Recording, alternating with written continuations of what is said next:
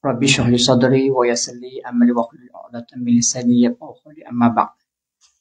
Pengurusi dan juga barisan ahli dan kuasa surau Kementerian Kerja Raya khususnya muslimin muslimat yang dirahmati Allah sekalian. Alhamdulillah hari ini kita sambung pengajian kita berkaitan dengan pengurusan Islam masih lagi dalam ilmu bab ilmu sihir begitunya pada sesi kuliah yang lalu Ustaz bincang berkaitan dengan kesan-kesan ilmu sihir ni terhadap diri kita, terhadap keluarga, terhadap tempat tinggal. Hari ini kita nak lihat iaitu kesan terhadap kediaman kita, dan juga kesan kepada prestasi kerja kita.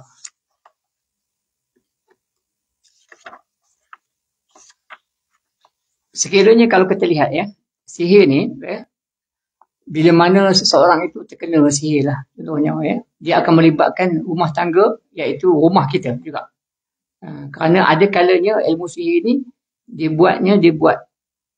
letak depan rumah kita, dia tanam, dia tabur sebagai contohnya itu kediaman kita. Jadi kediaman kita akan bermasalah. Kita dah tentu bermasalah. Kemudian kalau diri kita, kalaulah katakanlah suami kita ni kena tuju lah ataupun sihir lah, isteri juga pun terlibat, anak-anak pun terlibat.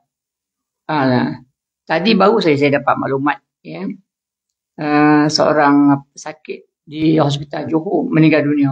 Tak tahu. Badan dia penuh dengan biji-biji macam kena denggi berdarah. Tapi doktor pun tak tahu penyakit apa. Muda lagi. Baru 30-an daripada Sabah. Dan Ustaz sempat rawat isteri dia. Isteri dia dia kerja dekat hotel. Dia duduk di hotel. Isteri dia, Allah Akbar. Dia juga terkena. Bergoyang-goyang masa saya ruqyah online tu. Dia tinggal ada 2-3 orang staff di satu bilik tu. Membantu dia lah. Dia kata, Ustaz minta tolong. Mana boleh kita nak datang jauh kan? Jadi pagi tadi saya dapat maklumat meninggal dunia. Badan penuh dengan tumpuk-tumpuk merah macam berdarah. Macam denggi berdarah. Satu badan. Dia pun tak tahu penyakit apa. Doktor pun tak boleh detect penyakit apa. Jadi itu lah. Dan isteri dia pun memang ada gangguan lah. Tu, goyang-goyang kaki lah. Tu contoh Jadi maknanya tempias tu ada tak ada Tu kesan sihir lah. Sebab apa belah-belah sana tu Sarawak, di Sabah tu macam-macam. Masih lagi lah. Kebetulan pula dia daripada Lahadatu. Sana tu memang masih lagi mengamalkan ilmu-ilmu mistik ni. Sama ada kita punya rumah kita, premis kita, pejabat kita contohnya lah. Kalau seorang tu ada gangguan lah, tak kira lah gangguan apa pun, memang kawan-kawan pun akan terlibat juga. Contohnya bila kawan bercakap dengan dia, bila tengok muka dia, tu kan ada kena penyakit ain tu. Penyakit ain tu. Contohnya macam kita rawat orang bantulah, kita bantu orang kena histeria kan. Kita pegang dia pun, dah boleh kena kita. Benda tu akan mengalir ikut darah contohnya. Jadi maknanya kebiasaan kalau kita lihat, orang yang ni akan dia rasa tak selesa lah bila mana gangguan tu macam kes tadi tu dia tidur pun bermimpi-mimpi, dia kata, tapi yang teruk sakit suami. Faham tak? Dia bila kita rawat, dia pun tak tahu, bergoyang-goyang kaki dia. Bergoyang. Saya tengok dalam video call tu, video call. Terpaksa jugalah rawat jarak jauh. Cara dia tu je, kita buat video call. Mana ada kita kemampuan untuk nak pergi jauh dekat Johor Bahru, untuk hospital Johor Bahru kedai ke di pejabat ke, kedai ke, rumah ke jadi macam-macam, orang tak nampak lah orang tak masuk lah dan juga business down ataupun rezeki tu ditutup oleh kerana satu-satu perkara lah, peraih ke apa-apa dia guna pelaris tapi pelaris yang menggunakan jin. Dia gunakan jin. Pelaris dalam Islam ni doa dengan ayat-ayat tentu. Tak ada pun kaedah-kaedah yang mana khusus. Yang Nabi ajar kita berdoa banyak. Baca Quran. Tapi orang Melayu kita ni pandai. Macam-macam. Dia buat menggunakan duit shilling. Biasanya kalau pelaris ni duit shilling. Duit shilling lama. Tembaga ke. Itu contoh. Jadi itu menyebabkan macam-macam berlakulah Kalau di rumah kita ni ada bunyi macam ketuk pintu, orang memanggil-manggil, dia cakar-cakar dekat dinding pintu rumah kita waktu tengah malam contohnya, ya. Kemudian di saat itu juga, ya, macam-macam berlaku lah. Photostat machine kadang-kadang kalau dia pejabat lah, terbuka sendiri. Kadang-kadang kertas melayang. Padahal tak ada apa pun dalam pejabat. Kipas mana orang pakai kipas sekarang? Kita pakai aircon kan? Ini berlaku macam-macam kes. Jadi itulah, gangguan ni boleh terjadi akibat perbuatan, maknanya sihir lah. Di mana mungkin iri hati ke, ada perasaan marah ke, ya, dengki ke, kianat ke, kita tak tahu lah benda-benda tu. Jadi makna tu ada juga kalanya ada, sebab apa, bahan-bahan yang diletak tu adalah bahan-bahan yang bersama dengan iaitu ada jin. Sebab apa? Sihir ni, kita dah jelaskan sihir ni. Sihir ni adalah apa? Salah satu daripadanya, iaitu kesepakatan manusia, tukang sihir dengan jin. Jadi kalau bahan tu sebagai perantaraan saja. Jadi maknanya ada benda lain pula di situ. Jadi sebab tu kita nampak ada sesuatu benda dalam pejabat kita ke, dalam rumah kita ke. Ya, oleh kerana ada perantaraan dia kat situ. Tentunya. Ya, itu kesan dia sebagai itu. Ya. Jadi menakutkan, bunyi-bunyi pelik-pelik sebagainya tu. Ya. Itulah kesan daripada sihir tadilah. Jadi perlu kita upacara-upacara, iaitu kita kena pulihkan rumah kita. Bukan sekadar kita rawat je tak selesai. Dia akan berulang semula. Jadi kaedah dia, bila mana kita berada dalam situasi ini, maka dua benda. Pertama, kita ikhtiar sebagai rawatan diri kita ataupun orang yang kena tu. Kemudian rawat rumah. Kena melalui proses pembersihan dan juga pagar. Biasanya kalau kaedah kita yang amal di Darul Syifa tu, kita gajis air tu bersih lah. Kita baca Yasin dalam rumah, doa-doa dan juga zikir-zikir. Kemudian kita gajis air, kemudian di luar rumah kita pakai garam kasar dengan lada hitam. Untuk sabuk itu maknanya kita bersih dulu, baru pagar. Ya. Baik, dari segi prestasi tuan-tuan, kalau kita lihat ya, apa kajian yang dibuat pada tahun 2014. Apa nama ni, seorang rakan sekelasnya dia berkhidmat sebagai penolong pengarah lah. Dia kata di GPA di Putrajaya, ni kajian dia buat. Jadi rakan menyebabkan apa dia kata ada satu benda yang pelik, dia kata berlaku kepada seorang kaki tangan dia yang baru menerima anugerah cemerlang APC 2014 ni 2020. Dah lewat dah. Saya pun pernah cerita kepada tuan-tuan kan, yang kes nak naik pangkat ni menerima anugerah APC. Dia memang berdedikasi, orang kata rajin kerja contohnya, ya. Tetapi semenjak dia terima anugerah tersebut, ya, beliau telah tak hadir beberapa hari. Sampaikan 3 bulan tak hadir. Begitu, ya. Lebih daripada 3 bulan. Jadi pihak majikan GPA ni siasat. Jadi jumpalah kaki tangan tadi, ya. Kenapa nak jawab? Dia jawapan yang dia beri tu agak mengejutkan lah. Begitu ya. Kata dia apa dia? Kata dia setiap pagi beliau akan rasa ni siap ni nak pergi kerja ni. Setiap pagi dia buat macam tu. Jadi dia ternampak bangunan pejabat dia tu dan dia tak jumpa jalan nak pergi. Jalan dia nampak. Tapi nak pergi tak tahu, lost. Ini sihir tuan-tuan. Saya boleh dulu. Sihir ni apa? Tahyil. Tahyil ni hayal. Dia nampak bangunan tu. Ya. Tapi laluan tak sampai. Mana ada? Okey, ini sihir. Apa dia? Ilmu sihir lah. Orang yang buat perkara agar menghalang dia daripada datang ke pejabat. Macam tu sebagai itu. Tutup kedai. Begitu juga di kedai-kedai kita. Begitunya.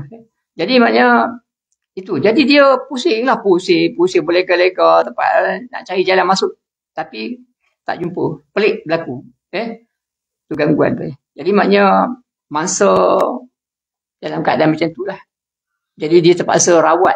Jadi kalau kita dalam keadaan itu, kita perlu rawat. Rawat cepat-cepat, jangan biar lama. Kalau kita rasa gerak hati, macam-macam kes lah berlaku lah bab-bab ni. Itu maknanya yang sihir memang jelas berlaku. Simptom-simptom tu.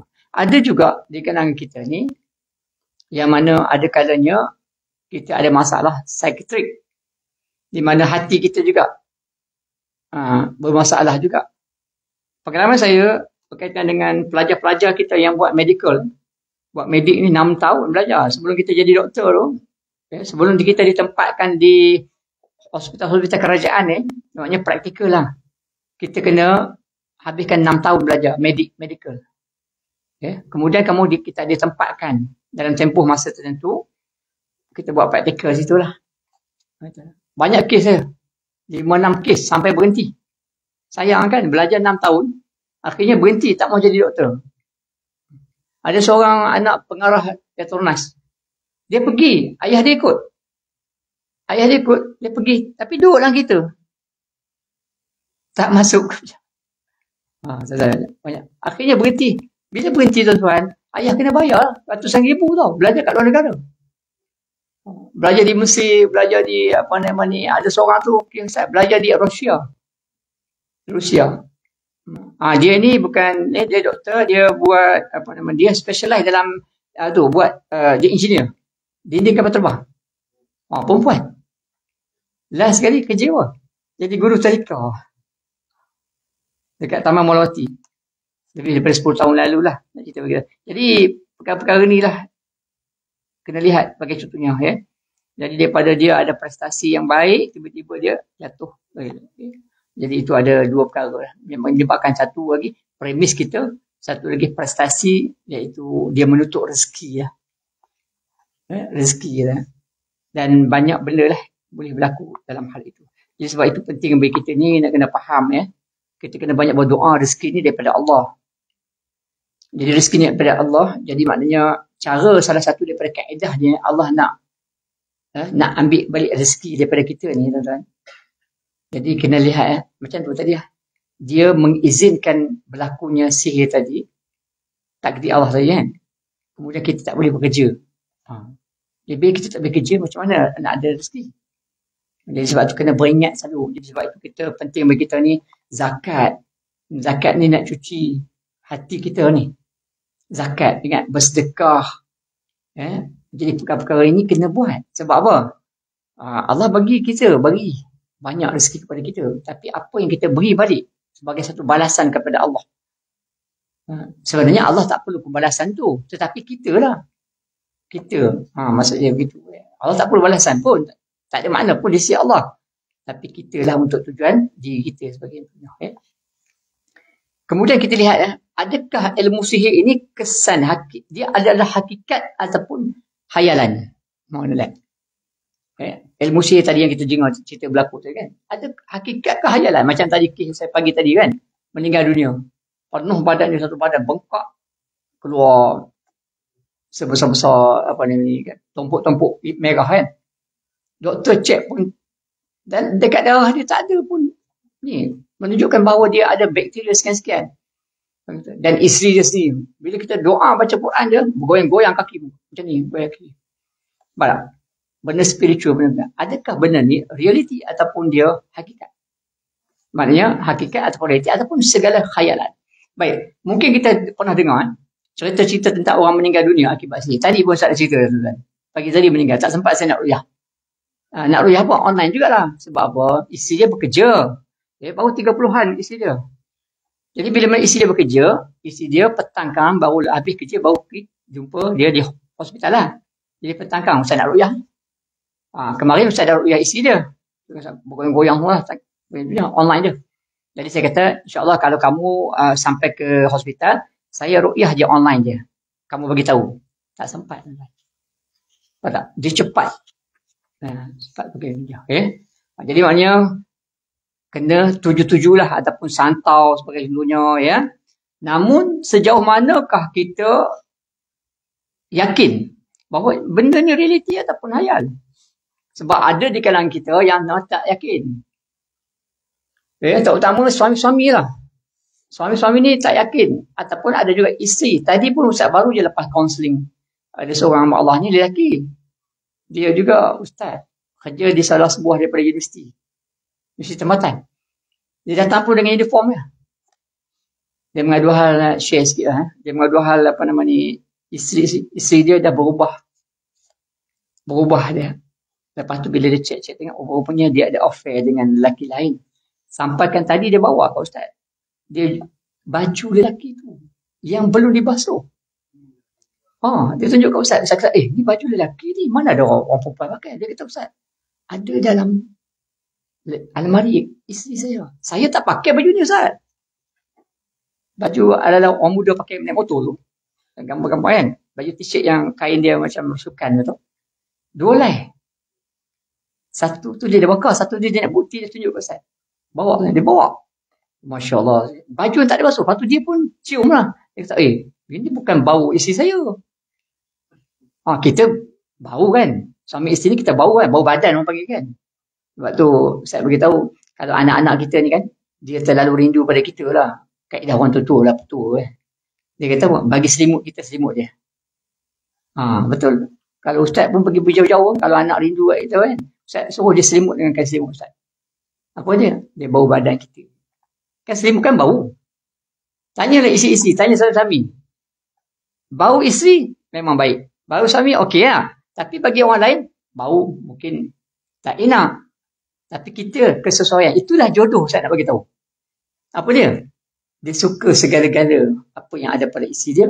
Isteri dia pun sama. Suka segala-gala apa yang ada pada suami dia. Pak, jodoh Allah temukan. Kita pakai dunia. Tapi bagi orang lain, duduk dekat suami dia. Allah, bau ni lah, bau ni kan. Tak suka.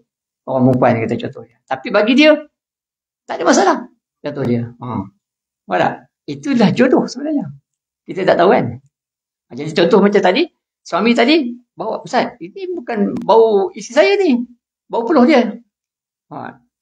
Itu contoh. Hari ni isteri berubah lah. Berubah. Minta cerai. Tak pernah sepanjang 21 berkahwin, tak pernah minta cerai. Tiba-tiba minta cerai.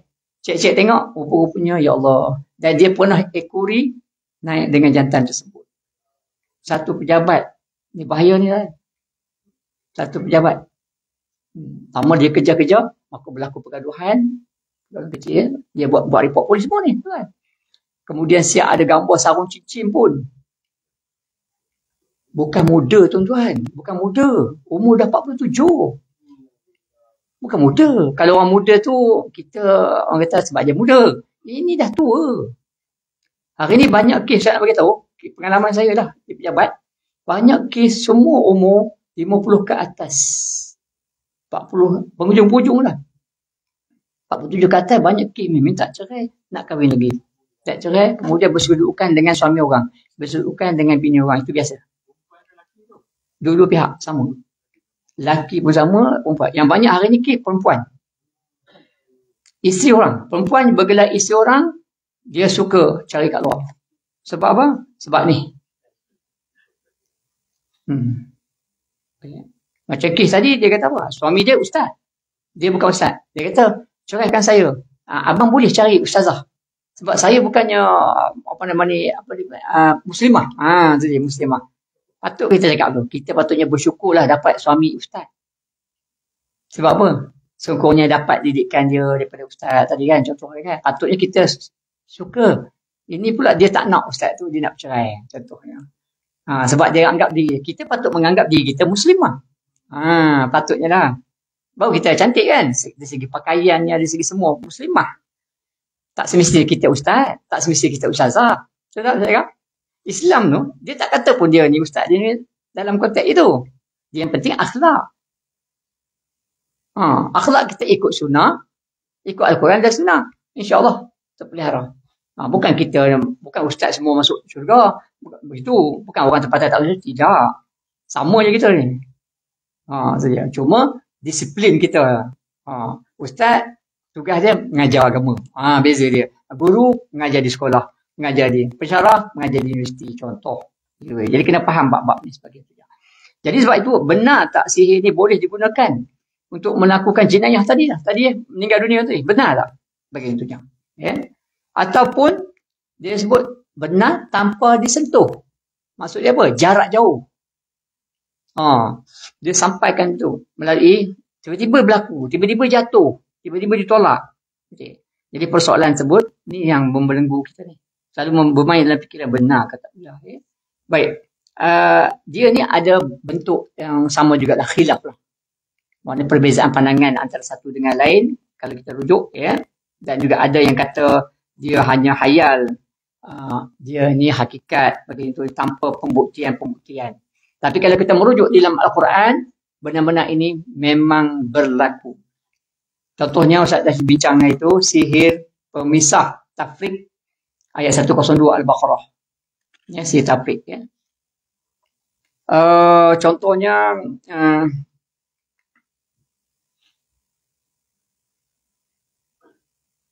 contohnya ada satu kajian lama ni. Kajian-kajian yang dalam kitab Talmud. Dalam kitab Talmud ni dihuraikan dengan dia panggil apa? This issue is starting point for the most extended collection of anecdotes about magic in Talmud. Zaman Talmud lagi. Mana satu benda yang magic, benda yang spiritual, benda tak nampak. Wujud belakang. Ni dalam inilah kitab Talmud. Baik, dalam kalangan umat Islam ada juga perbezaan juga. Ya, contohnya, ya, mereka persifahan faham lah antaranya timbul pemahaman berkaitan dengan nas-nas dalil Al-Quran. Ada juga. Ya. Menurut Imam Al-Qurtubi, dia kata majoriti ulama ahli sunnah wal jamaah mengatakan bahawa sihir betul-betul berlaku. Itu adalah hakikat. Tadi dalil tadilah. Kemudian disokong pula pendapat oleh Al-Qurafi dalam kitab Al-Furuq.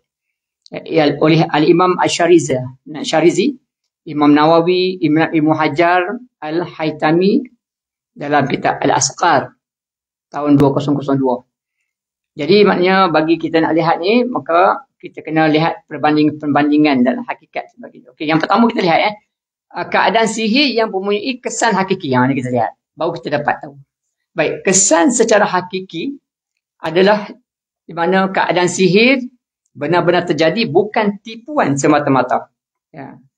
Yang pertama, sihir digunakan untuk manfaat pengamal itu sendiri. Contoh. Nak tengok simptom dia, kena lihat simptom dia. Sihir memang digunakan untuk manfaat diri dia. Apa dia? Okey. Golongan-golongan yang ada khadam, dia guna khadam. Golongan-golongan dia ada ataupun dampingan, bahasa Melayu khadam, dampingan, ataupun pesuruh, ataupun istilah orang Melayu lah, dia bela hantu raya, dia bela polong, dia bela toyol atas tujuan-tujuan itu. Barak asal dia. Ini pengamal dia begitunya. Jadi maknanya untuk tujuan buat sesuatu perkara. Okey, toyol. Apa tujuan? Simptom. Toyol ni tujuan dia untuk nak mencuri, nampak tak? Harta orang lain. Curi duit ke, curi emas ke, macam-macam curi lah. Macam-macam kisah begitunya. Itu toyol. Okey. Kemudian apa nama ni, hantu raya. Hantu raya ni nak bagi penyakit kepada orang. Nak menyakitkan hati orang. Orang tu tengah elok tu. Kalau berselisih faham dengan dia lah. Dengan seseorang itu, jadi dia akan ambil upah untuk hantar hantu raya. Saya biasa tuan-tuan. Saya nampak dia berjalan bawah kulit ni dekat belakang. Ayah dia buka baju. Dia kata, Ustaz, badan anak saya ni biji-biji banyak. Tak tahu lah Ustaz, jenuh berubat lah. Bila buka baju tu, saya tengah ruqyah tu kan, sebesar 50 sen ni berjalan, berjalan. Bergerak. Saya pun, takut juga kita tak pernah ni. Saya lah sekali, Allahu Akbar, saya tepuk dekat tempat tu lah. Dia menjerit, dia nak cekik saya pula. Itu hantu raya. Rupa-rupanya betul lah. Tanya dia punya history. Rupa-rupanya sebelah rumah dia tu memang terkenal dengan bomoh. Dia pernah pergi berubat dengan orang tu. Baik. Jadi maknanya itu hantu raya lah, istilah orang Melayu. Jadi maknanya apa? Gangguan jugalah tu. Itu benar-benar terjadi tu kan. Dan saya pernah cerita juga kan, dekat kampung saya. Masa saya kecil-kecil, menuri getah dengan mak. Sebelah jiran bawah tu, saya panggil mak saudara juga, saya panggil dia. Tiba-tiba menjerit. Orang kata, kerasukan. Jadi saya cakap, mak, jomlah tolong. Mak tu, mak saudara saya panggil. Mak Tam kot nama dia, mak Tam. Jomlah mak tolong. Kesian kat dia tu, menjerit-jerit. Pergi-pergi tengok rupanya, Tok Bomoh tengah tu, rembas-rembas dia dengan mayam pinang. Menjerit. Mak saya ni melatah. Jadi bila dia nampak benda yang sama, betul dekat ni. Tengkuk dia. Mak saya tu. Jadi mak saya pegang terus. Pegang tu, menjerit. Tolong. Lama dia pun ni mengesut. Maknanya menggunakan bentuk dia lah. dekat rumah tu, pergi ke seberang jalan rumah seorang tua. Saya ikut lah.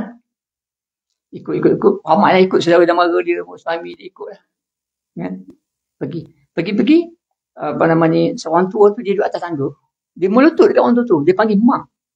Padahal dia tu tak ada kena-mena pun. Mak, tolong mak. Dia kata, ni orang ni buat aku. Apa? Kan mak saya pegang ni. Orang melatah dia tu kan. Kalau dia memang cepat kan. Lepas tu, dalam keadaan itu, dia pun tolak tangan Mak Tam tadi. Jadi dia pun naik. Saya ni jahat sikit. Saya follow. Saya panjat tangga, saya jenguk, saya mengendap. Rupa-rupanya tuan, orang tua tadi, dia panjat, dia ada tangga dekat rumah dia. Dan siling rumah kampung ni pakai kain je. Dia usik satu benda yang tergantung dekat siling. Lepas pada dia usik tu, yang kat bawah tadi, sedar. Dia cakap kat mak saya, dia panggil kakak kat mak saya. Kak, jom balik. Itu peristiwa saya tengok dengan mata sendiri. Okay? Jadi apa benda ni tuan? Jadi maknanya orang tu memang ada membela lah. Rupa dia memanglah menakutkan. Rupa orang tua ni. Rambut dia putih macam nenek kebayan lah. Memang terkenal. Kampung memang dia tu, memang orang kata dia bela hantu raja lah. Itu contoh. Jadi memang tak mustahil berlaku. Maknanya hakikat betul. Pengalaman Ustaz memang betul. Real. Memang Ustaz nak. Memang real. Saya nampak sendiri dengan mata sebagainya. Ada juga orang gunakan untuk jadi perbomohan, contohnya bomoh buaya. Dia boleh panggil bomoh ular. Semua pakai jin kan. Untuk menangkap ikan dekat laut. Boleh pakai jin. Jadi itulah untuk membantu sebenarnya, untuk angkat barang berat, untuk bekerja di ladang, macam-macam boleh laku. Begitu. Baik, sebahagian makhluk jin ini, tuan-tuan, apa sebab tuan-tuan? Jadi tujuannya tuan-tuan, berlaku kerana makhluk jin ataupun syaitan ini dipuja. Itu dia. Dipuja dan ada perjanjian dia bagi dia punya makanan dia. Macam hantu raya ni dikaitkan dengan kajian-kajian di mana dia sedut darah dekat tangan jari orang tua yang bela tu, orang yang bela tu. Jadi sebab tu kalau kita tengok orang tua ni yang mana membela ni, dia badan dia lambat mati, kurus, orang kata last sekali dia tinggal kulit dengan ni je. Dia sedut darah. Tu dia. Banyak kes tu. Jadi mana dia ada kekuatan luar biasa dia. Padahal orang ni macam-macam begitu Jadi ini apa dia? Ini adalah sifat jin.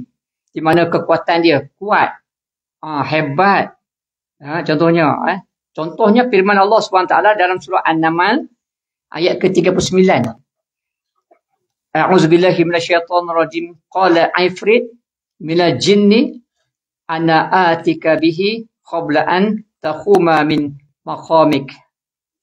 Apa dia? Maksud dia jadi maksud dia apa? Berkata ifrit. Ifrit ni, ifrit daripada golongan jin. Sebab tu disebut dalam ayat ni.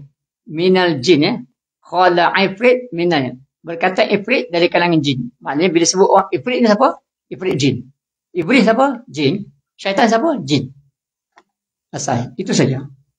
Asal pertama, jin. Kemudian akan pecah. Ifrit, iblis, syaitan. Empat pecahan di kalangan jin. Jadi iblis ni berkata, aku akan membawa kepada kamu sebelum engkau bangun daripada tempat duduk kamu, dan sesungguhnya aku amat gagah, kata iblis, untuk membawanya lagi amanah. Okey, peristiwa ini berlaku di mana perintah Nabi Sulaiman kepada pembesar-pembesar dia. Nabi Sulaiman ni raja jin. Raja segala jin, makhluk jin antaranya. Sebab itu Nabi sebenarnya diberi kekuasaan untuk sebagai ketua lah. Jin-jin takut kepada Nabi Sulaiman. Mereka sentiasa tunduk, tak berani angkat muka. Sehingga kan disebut dalam riwayat dia kata Nabi Sulaiman ni dah mati lama dah, wafat lama. Tapi mereka tak tahu, buat je kerja. Bina bangunan sebagainya. Akhirnya tongkat Nabi Sulaiman tu telah pun dimakan oleh anak-anak, putus. Bila putus Nabi Sulaiman baru jatuh. Baru dia tu. Lepas tu jin-jin tadi kata apa? Kalaulah aku tahu Nabi Sulaiman ni dah mati lama, dia tahu, dah wafat lama, aku takkan ikut kata-kata dia. Dia takut. Takkan tunduk kepadanya. Betul. Jadi maknanya mereka takut. Jadi peristiwa itulah. Di mana Nabi Sulaiman meminta pembesar-pembesar offer lah. Siapa di kalangan pembesar-pembesar aku ni yang boleh bawa singgasana Puteri Balqis ke Yaman. Masa tu Nabi Sulaiman dekat Yaman. Jadi bangunlah Ifrit tadi. Dia kata apa? Aku boleh bawa. Sebab aku gagah. Aku amanah. Berapa lama? Dia kata daripada tuanku duduk sampai tuanku bangun. Macam kita kerja berapa? 8 jam lah. Pagi-pagi kita tak office paskat. Datang. Mana sama dekat Nabi Sulaiman. Dia datang pagi. Kemudian petang kan bawa balik. Lama satu hari tu. Lama. Bangun seorang hamba Allah. Dia ni orangnya alim, ahli kitab. Dia kata, aku boleh bangun. Boleh bawa. Dia kata. Berapa lama? Nabi Sulaiman kata, tuanku pejang. Kemudian tuanku celik mata. Sampai. Oh, lagi hebat. Maknanya setengah ulama katakan dia ni adalah malaikat yang menyerupai manusia nak lawan dengan Ifrit ni sebab keangkuhan dan kesombongan dia. Akhirnya dia yang bawa tu. Kalau tuan-tuan ada peluang pergi ke Yaman, pergilah tengok istana Balqis tu tertenggik dengan satu bukit. Dalam Google pun ada. Bukit tu tanpa piling apa-apa tuan-tuan. Atas bukit batu kapu, tertenggik dekat atas. Bukan tegak pun, sengit. Kalau piling mesti tegak. Dia sengit. Tapi cantik lah dengan penuh dengan batu permata. Ustaz ada gambar-gambar, Ustaz pernah pergi 2 kali. Naik atas tu, tangga dia pusing-pusing penuh dengan permata berlian ni. Subhanallah. Memang indah sungguh. Yang Balqis duduk dalam tu lah. Tempat dia. Jadi maknanya tuan-tuan muslimin. Jadi maknanya kesombongan apa? Kalau kita lihat tuan-tuan, kejadian ini kita lihat dilakukan oleh pengamal sihir. Memang benar. Memang benar. Sebab apa? Dia kata dia ada kuasa, dia boleh buat itu, dia boleh buat ini. Sedangkan dia menolak takdir Allah. Itu yang pertama. Yang kedua, sihir yang digunakan untuk mengambil, mencuri ataupun merosakkan harta benda. Tadi Ustaz benar, toyul. Di mana kebolehan mengambil barang daripada jauh yang dimiliki oleh seseorang itu dibuat oleh jin. Dalam surah An-Naml tadi pun sama juga. Maknanya ketika itu tak silap Ustaz, Raja Puteri Balqis duduk di mana? Sahabat di mana? Jauh kan. Tapi dia boleh bawa sekelip mata, dia kata. Lagi satu. Tengok, nak bawa tu bukan kecil-kecil. Satu bukit tu atas besar. Macam mana dia buat? Mana gagah, sekelip mata, cepat. Sebab tu kita kena yakin bahawa berlaku di sini. Bahawa dia mampu memindahkan singgasana Puteri Balqis yang dalam masa singkat walaupun jarak itu jauh. Jadi maknanya tukang sihir ini maknanya berkemampuan untuk buat tuju-tuju, buat sihir daripada jarak jauh kepada seseorang pun. Tak kira lah dia gunakan gambar ke, dia gunakan nama ke, simpulan sihir kan, macam-macam boleh berlaku kan. Jadi bermakna sekiranya tukang sihir menggunakan jin untuk tujuan mengambil sesuatu ataupun memusnahkan sesuatu selain daripada jasad manusia, perkara tersebut memang boleh berlaku secara nyata dan bukan khayalan. Secara nyata. Martin Luther, pernah dengar semua kan, mengatakan bahawa pengamal sihir mampu mencuri susu hanya dengan memikirkan tentang lembu tu saja. Maka maksud dia tengok lembu tu kan. Dia fikir, maksud dia fikir, ni lembu ni, ada dekat sini. Terus sampai susu dia. Malah dia boleh mencuri susu lembu. Kita sekarang tak ada curi susu kan. Kita sekarang curi emas, curi duit kan. Ni cerita Martin Luther lah. Begitu juga kisah Abu Hurairah. Abu Hurairah ini ditugaskan oleh Rasulullah SAW untuk jaga gudang kurma. Gudang kurma. Dan diceroboh 3 malam betul-betul. Diceroboh oleh iaitu makhluk jin. Selama 3 malam betul-betul. Ini disebut dalam kitab Bukhari tu. Hadis nombor 2311. Hadis yang ke nombor 2311. 3 malam betul-betul. Dia datang, dia nak curi kurma tersebut. Maka Abu Hurairah tu menangkap dia. Kemudian Abu Hurairah nak bawa dia berjumpa dengan Rasulullah. Untuk diadili lah, untuk menghukum dia. Tapi dia pujuk Abu Hurairah. Dia kata, janganlah. Aku ni susah, aku ni miskin, tak makan banyak hari. Hari pertama, Abu Hurairah bagi. Hari kedua pun bagi. Kali ketiga, tak boleh jadi ni. Sebab Abu Hurairah dah rujukkan Nabi. Nabi kata apa? Dia akan datang lagi malam ni. Itu dia. Jadi maknanya, dia menipunya. Jadi dia tangkap kali ketiga tu, maka nak bawa jumpa Rasulullah. Apa dia kata? Tuan hamba. Ni maknanya jin tadi dia bercakap dengan Abu Hurairah tadi. Dia kata, Tuan hamba, lepaskan aku. Aku boleh mengajar kamu satu ayat. Kamu baca, kamu tak payah tunggu pun. Kamu keliling je tempat ni. Gudang ni. Dan terselamat kamu daripada kecurian. Terselamat kamu daripada gangguan-gangguan makhluk. Apa dia tuan-tuan? Ayatul Kursi. Jadi maksud dia apa dia? Benar. Sebab apa? Abu Hurairah merujuk kepada Rasulullah. Dia kata sekian-sekian lah yang Ustaz sebut tadi. Dia kata dia boleh ajar baca ayat kursi keliling je. Benar. Nabi kata.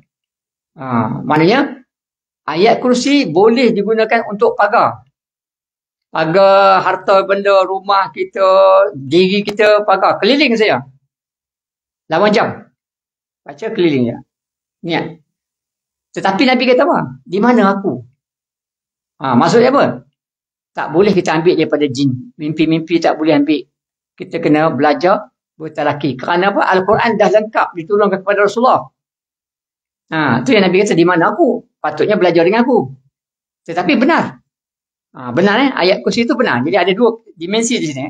Pertama, yakinlah bahawa jangan ambil yang kata ni. Sebab bila Nabi mengiyakan tu, benar-benar ayat kursi boleh digunakan untuk pagar. Faham tak? Okay. Tapi bukan kita ambil daripada jin. Bukan. Pak Nabi kata Tetapi di mana aku maksudnya? Okey, maknanya kena belajar dengan manusia. Bukan jin. Kena belajar lah. Jadi mana kita tak boleh hukum pula. Tak boleh ambil. Tak boleh belajar daripada mimpi-mimpi. Tak boleh ambil sebagai untuk nak berubat ke, untuk peninding melalui mimpi kita dapat, tak boleh ilmu itu. Itu dah jadi saka. Jadi saka-saka. Itu peristiwa tu. Warisan-warisan sebagainya. Jadi maknanya, akhirnya menunjukkan bahawa kesan perbuatan jin memang benar-benar terjadi. Boleh dilihat dengan mata kasar. Apa berlaku tu. Tetapi bagaimana berlaku, bagaimana dia hantar begini-begini, tak boleh. Sebab benda yang gaib. Contohnya, tiba-tiba je terus dia kena. Tapi bagaimana, itu adalah gaib. Penyakit adalah gaib. Benar. Cuma nampak pada zahir, simptom-simptom, kesan-kesan penyakit saja. Sebab itu adalah kudrat Allah Subhanahu Wa Taala. Iaitu beriman kepada perkara yang gaib. Jadi kita, sebagaimana orang mukmin ini, orang Islam, hendaklah yakin bahawa perkara gaib ini boleh berlaku macam-macam hal. Macam-macam perkara boleh berlaku. Antaranya penyakit. Penyakit spiritual ataupun penyakit fizikal. Memang boleh wujud. Tetapi bagaimana penyakit tu? Contohnya lah sakit kepala. Kita kata kita sakit. Sakit kat mana? Tanya orang. Sakit kat sini. Salah. Kita sakit kepala. Sakit kepala ni. Benar tak saya cakap sakit kepala sakit kat sini?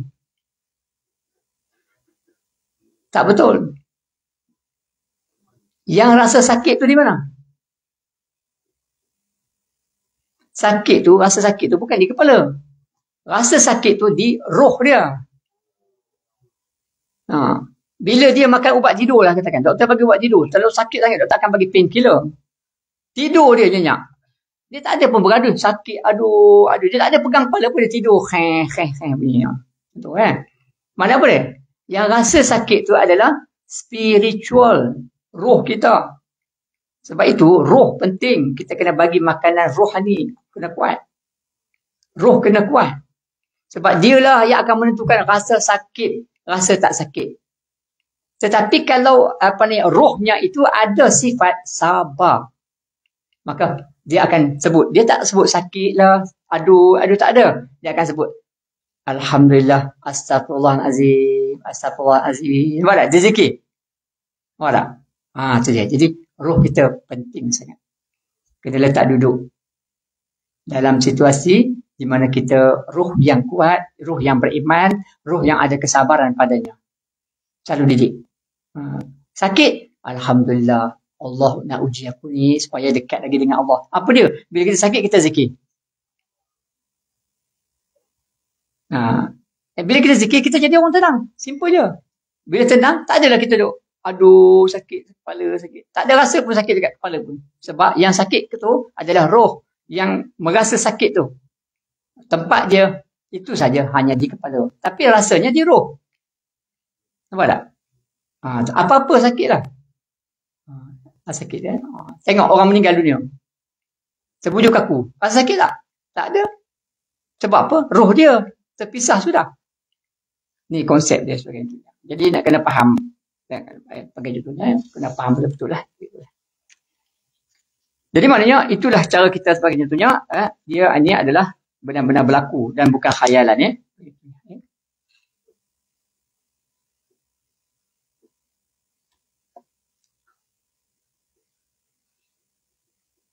Ada soalan tak?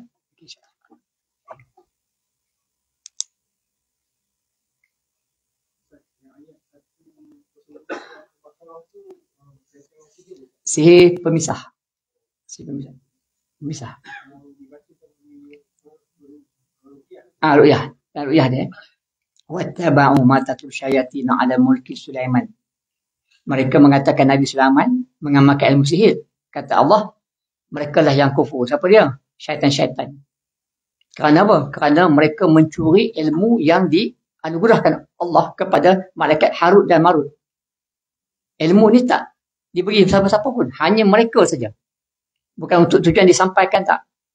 Malaikat untuk mereka saja. Yang boleh menceraikan suami isteri dengan izin Allah. Nampak tak? Selepas tu, cuba tengok. Wattaba'u ma tatlu syayatin 'ala mulki Sulaiman wa ma kafara Sulaiman. Panjang. Walaupun satu ayat panjang. Ada 9 ayat, 9 baris. Itu dia punya memang jelas dalil. Kemudian di zaman Nabi Musa memang jelas dalil dia, ayat mana Nabi Musa berdepan dengan tukang si Firaun, dalam surah Taha, ayat 66. Diceritakan peristiwa Nabi Musa di mana baginda berdepan dengan tukang-tukang si Firaun. Qala bal al-khaw. Nabi Musa menjawab, bahkan kamu campak dulu. Sebelum ni mereka kata, campaklah dulu kepada Nabi Sulaiman. Bahan sihir. Mereka pula suruh Nabi Musa. Tapi mereka menggunakan bahan sihir apa? Yang dibuat. Contohnya tali, boleh bergerak macam ular. Benda bergoyang-goyang, terangkat tongkat. Tak. Tapi peringkat Allah Musa. Wa auhayna ila Musa. Musa pun campak tongkat dia jadi ular betul. Ular yang besar, dan ular tersebut memakan, menelan segala alat-alat sihir, bahan-bahan sihir yang tukang sihir Firaun tadi. Jadi mereka kalah. Ini mukjizat.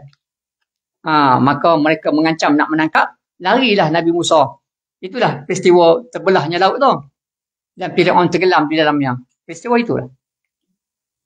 Perintah Allah sekali lagi dengan tongkat Nabi Musa itu, pukul laut, ada laluan, sampai di tengah-tengah tu Nabi Musa lepas di ujung, Firaun tengah-tengah, dan tertutup sudah. Dengan askar-askar dia, dengan kuda-kuda sekali tenggelam Firaun. Itu peristiwa ya. Okey, insya-Allah kita akan sambung lagi yang baik daripada Allah dan tidak baik daripada saya sendiri yang tak segi ilmu. Aku qouli hadza wa astaghfirullahalazim li wa lakum. Wassalamualaikum warahmatullahi wabarakatuh. A'udzubillahi as-sami'il 'alim minasyaitonir rajim. Bismillahirrahmanirrahim. Allahumma nawwir qulubana bi nuri hidayatika kama nawwarat bi nuri syamsika abadan abada bi rahmatika ya arhamar rahimin. Allahumma inna naj'aluka fi nuhuri a'daina wa na'udzu bika min shururihim. Rabbana atina fid dunya hasanah wa fil akhirati hasanah wa qina azabannar. Walhamdulillah.